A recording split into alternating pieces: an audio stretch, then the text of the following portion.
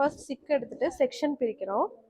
So section எப்படி பிரிக்கிறோன்றது கவனிச்சுக்கோங்க. எல்லாருக்குமே இதே செக்ஷன் தான், எந்த ஹேர்டுவா இருந்தாலும். செக்ஷன் எதுக்காக பிரிக்கிறோம்னா க்ரிம் பண்றதுக்கு, இயர் டு இயர் செக்ஷன் சொல்லுவாங்க. இப்போ இந்த ஹேருக்கு நம்ம கிளிப் போட்டுக்க போறோம். இதுக்கு பேரு crocodile கிளிப். இந்த ஹேர் இங்க டிஸ்டர்ப் பண்ணக்கூடாது நம்ம க்ரிம் பண்ணும்போது, அதுக்காக கிளிப் பண்ணிக்கிறோம். இப்படி போடக்கூடாது கிளிப்பை. இப்போ வந்து ஹேர் வந்து இப்படிதான் போடணும். எப்பவுமே செக்ஷன் பிரிச்சுட்டு க்ரிம் பண்ணுங்க. எதுக்காக க்ரிம் பண்றோம்?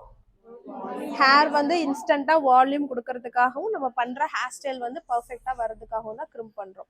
ஸோ க்ரிம்பர்ல எப்பவுமே டெம்பரேச்சர் இருக்கும். நான் வந்து எனக்கு எக்ஸ்பீரியன்ஸ் இருக்கிறதால ஃபுல் ஹீட் நான் வச்சிருக்கேன்.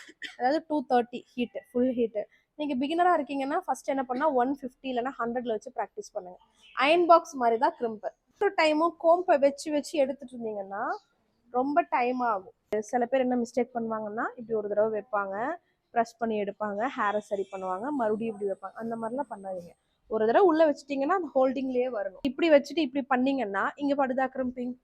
படாது. புரியுதுங்களா? அப்போ என்ன செய்யணும், நீங்க கிரிம்பிங்க பண்றீங்கன்னா அடுத்தது அதோட எண்ட்ல ஸ்டார்ட் ஆகும். இப்படி கேப் விடக்கூடாது. ஹேர் கண்டினியூஸா என்ன பண்ணணும்? கிரிம்ப் ஆகணும். கை வலிக்க தான் செய்யும். கை வலிக்காமலாம் எதுவுமே இருக்காது.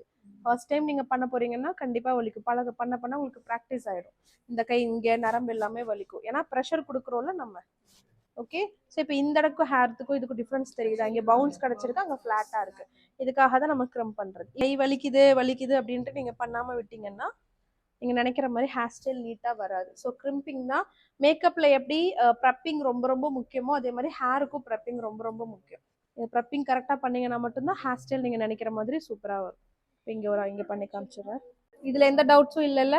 ஸோ ஃபஸ்ட்டு ப்ராப்பராக நீங்கள் க்ரிம் பண்ண கற்றுக்கோங்க. கவனிக்கிறீங்களா? எல்லாருக்கும் தெரியுதா? ஸோ கை எப்படி இருக்கணும்? டிஸ்டன்ஸ் வச்சுட்டு எங்கே பண்ணுமோ அங்கே மட்டும், அவ்வளோதான்.